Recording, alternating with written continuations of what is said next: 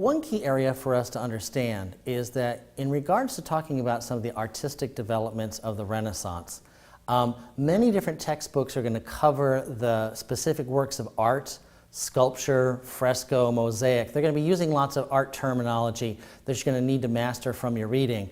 That's not appropriate here, but what I would like to do is I would like you to note that when we're talking about Renaissance art, there is a series of things that many of the works have in common, and they are based on some very simple ideas.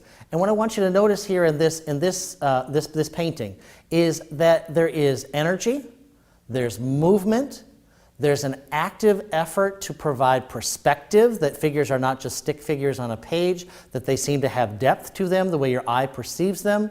There's also this idea here of dynamic, direct, and real understanding of the human body.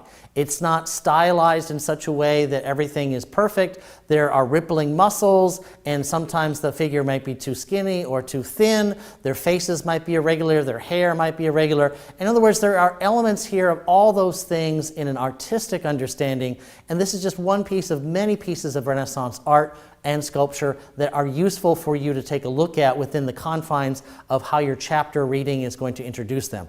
The variety of topics and artists that you could focus on are many, but the themes, and many of them are addressing, are things that they have in common.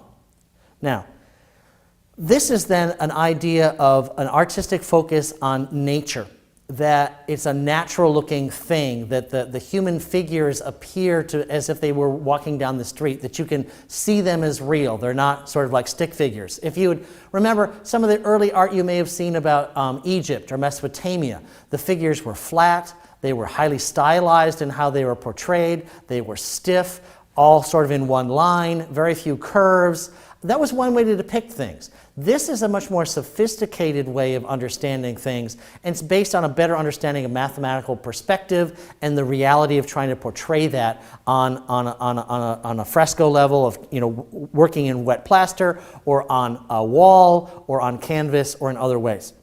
The other thing to notice here, and this is what's interesting, is it is going to focus much more on humanity.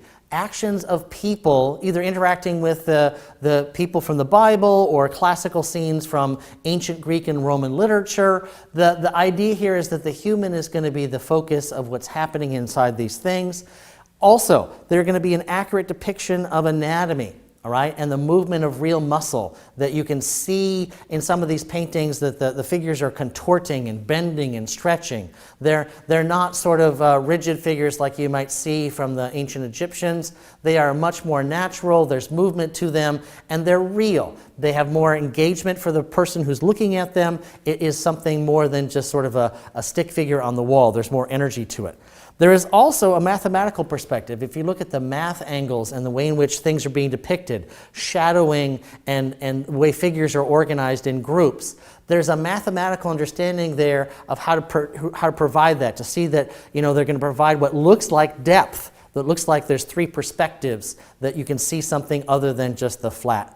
And that's an important thing to notice in sculpture and other areas as well as the Renaissance. And like I said, each text is going to cover various artists and emphasize different pieces of art, but these are some of the things they have in mind. The other thing to think about here is that much of the Renaissance art is going to be done by patronage. And what we mean by that is somebody's going to pay for it. There are various religious figures, for example, in different monasteries and in different churches and basilicas who will sponsor a contest and say, somebody show me a design of how we could redo some doors or put up a new altar. And then local artisans, local people who knew sculpture and art and painting and fresco work and mosaic work would then, of course, put together a proposal, and there's a sort of an open competition in many of these kind of cases. But what I want you to think about is that the patron, the person paying, wants a specific kind of thing. The relationship the patron had to the artist was open in many ways and depended. In some cases, there were patrons that insisted, for example, in paintings where would depict some ancient scene, say, from the Bible, and then they would have painted into the scene members of their family. Now, obviously, members of the family were not there at the death of Christ, 1,500 years before, that's kind of an odd thing. But they were paying for the art, and they wanted to see themselves and their family depicted as sincere in their devotion to Christianity. Then that shows you some of the motivations of the patrons. Some were private, some were church-driven, others were, of course, royal courts and monarchs of different kinds. But nonetheless, many Renaissance artisans, painters, sculptors, and other people, woodworkers, metalworkers, would usually produce what was necessary on the basis of what their patron had decided, so that the artist would in many ways follow the patron. Now there will be other art as well where the artist is going to be given a very, very sort of loose kind of understanding of what to do and allowed to go do their thing, but that was a highly variable situation. And as we move forward, there'll be more and more artists who some are increasingly, court painters or reliant on getting commissions to do specific work in churches, and they will continue to replicate the kind of art that their patron wants. What's also going to happen, especially inside of the Renaissance movement, is that in order to sort of honor and cherish the developments of ancient Greece and Rome, many Renaissance architects and sculptors and painters as well are going to go back and take a look at what they can from the ancient era, especially in terms of architecture.